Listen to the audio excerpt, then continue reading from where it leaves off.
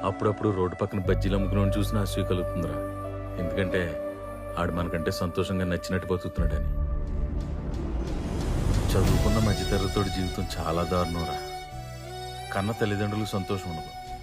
ఎందుకో తెలుసా? మనకంటే పక్కింటోడు ఎదురింటోడు ఎక్కువ డబ్బులు సంపాదిస్తున్నాడని.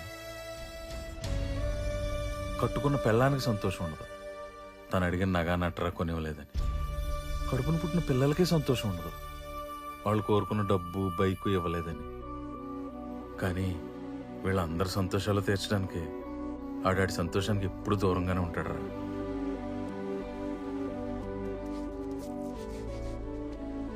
ఎప్పుడూ అనుకునేవాడ్రా ఈ మధ్యతరగతి జీవితం నుంచి బయటపడాలని. పొద్దున నిద్ర లేవగానే జీవితంలో ఏదో అద్భుతం జరుగుతుందని ఆశతో ఎదురు చూసేవాడిని. రాత్రి అయ్యేసరికి ఏమీ చేయలేననే నిరాశతో నిద్ర పట్టేది కాదురా.